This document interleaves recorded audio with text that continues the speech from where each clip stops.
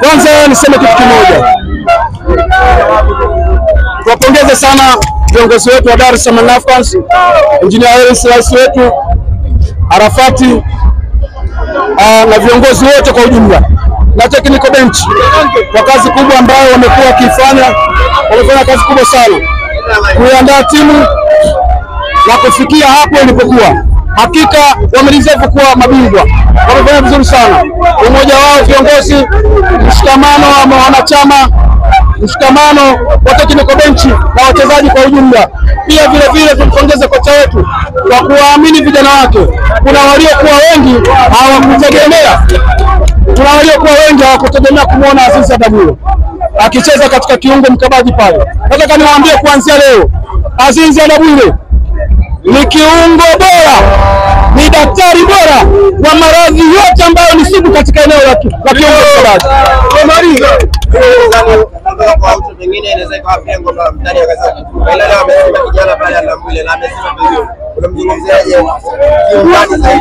Na ndio maana tuliwaambia kwamba viongozi mpaka kufikia hatua ya makubaliano ya kumwacha Aridi Aucho hawakumuona kwamba ni mbaya, la hasha, walimuona ni mzuri, lakini katika mazungumzo ya ndani ya siri wakaona ni vyema wafikie mwisho, sababu amehudumu kwa muda mrefu. Sasa imefikia mwisho, hakuna lenye mwanzo sio na mwisho. Lakini pia vile vile tuna vijana ambao tukiwaamini, tukiwapa nafasi wanacheza vizuri sana. Hakuna mtu ambaye angetegemea kumuona Azizi Adabwile akifanya haya. Bwana, kwa leo amefanya vitu vikubwa sana. Wachezaji wote wamecheza kwa kushirikiana, wote kwa pamoja. Tuwapongeze sana sana. Wanayanga kweli, taratibu mshangilie. Kweli vifurushi.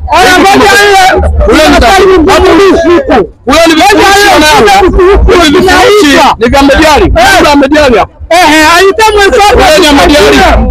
Namna Mandala hapo namna jibu 64.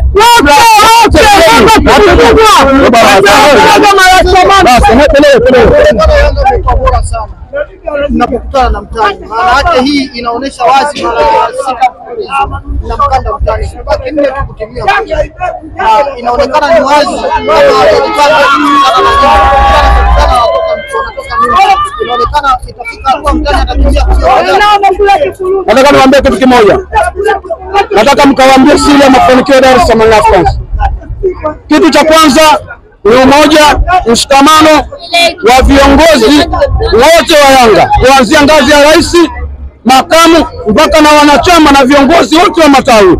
Niwapongeze sana mratibu wa mkoa na viongozi wote wa matawi na viongozi wote wa kanda kwa mshikamano, kushikamana kwa pamoja. Hakika umoja ni nguvu, ndio imefanya mpaka sasa hivi tumeshinda. Kitu kingine nataka niwaambie, mafanikio ya Dar es Salaam Africans, nataka niwaambie Yanga inakwenda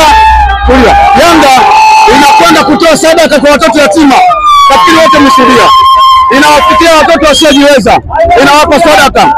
Watoto wanainua mikono kumwombea dua Yanga aweze kufanikiwa. Lakini wewe unakwenda kwenye makaburi kumuomba mtu aliyelala ambaye yeye ana masuala yake amepumzika. Unakwenda kumuomba akusaidie wewe ili uweze kushinda. Jamani, tunatakiwa kuangalia mpira. Mpira ni pesa, mpira ni uwekezaji. GSM wanatoa fedha nyingi. Engineer Hersi ana macho kutafuta wachezaji, wananunua, hawachukua mkopo. Wewe unakuja unawatuma watu waende makaburini wakamuombe Haspepu au wasaidie waweze kushinda. Kuna wengine wameapa, tusikitika kidogo jamani. Kuna watu wameapa wakasema Yanga kitaunga hii na cha uchungaji. Nendeni mkamwambia mchungaji wa Simba, kuanzia leo wewe sio mchungaji, wewe ni mchungaji tu kama wachungaji wengine. Kwa siku ya leo, siku ya furaha, Wanayanga tuendelee kuenjoy, na tumesema tutaendelea kuwafunga sana Simba kwa sababu hawajajijua kwamba wao wameteleza wapi, na sisi tutawaambia, ila kwa kuaibia siri tu kidogo, kwa kuomegea siri tu kidogo. Unaweza kuona msimu wa kwanza alikuja, tulimchukua mchezaji pale anaitwa Mkude. Tulivyomchukua mchezaji Mkude, tuliwapiga chuma 5 kama nyinyi mashahidi. Alikuja kutupa siri ya kambi, tukawapiga chuma 5. Ameondoka Mkude, tukamchukua Chama, tumewapiga mara 3 mfululizo. Sio bwana, Chama ameondoka, tunamchukua nani? Siri ya kambi tumepiga tena. Kwa hiyo niwaambie tu, kama una huruma sana baba Esther. Alikuwa anajua baba Esther. Alikuwa kijana mdogo, lakini ukimwangalia amesema. Sio bwana, Kwa tutaendelea kuwafunga sana. Nimuombe Engineer Hersi, endelea kuwa na jicho la kuangalia pale. Ukiona kuna kijana wetu tena ambaye mwili yuko pale, roho iko Dar es Salaam Africans, chukua lete. Hatuna baya. Hatuna baya. Chukua. Mimi neno moja tu. Mimi sina mengi ya kuongea. Mimi tunamtaka kumchukua Shomari Kapombe akacheze ndio kampu. Mbona mnaruma nao? Wale ambao wamefanya sisi. Kosi cha kwanza kilichoanza. Tunataka tumchukue Kapombe akacheze ndio kampu. Ila kwanza wale wachezaji ambao nilikuwa labda ni mtego ni kwanza nimpongeze mwalimu na technical bench wote kwa ujumla. Mara nyingi siku zote unapoanza na wachezaji ambao ni wenyeji, wale ni wazoefu wa dabi, wale ni wenyeji sana, wale wanajua mbinu zote, hawana pressure kwa sababu wametoka kumkanda. Na hilo liko ni darasa. Ukimwangalia Fadlu aliongea maneno ambayo yalikuwa sio mazuri. Akasema benchi ya Yanga wenyewe ndio wana pressure. Lakini wote ni mashahidi. Mmemwona Fadlu anaingia mpaka ndani ya uwanja. Hakuweza kaingia akacheze Fadlu. Lakini waamuzi walikuwa wanamrudisha hataki. Fadlu inatakiwa TFF waliangalia hili jamaa. Fadlu anaingia mpaka uwanjani.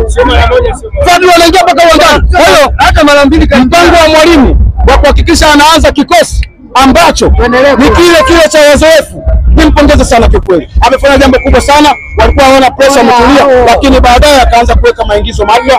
Wote mmemshuhudia Mohamed Dumbia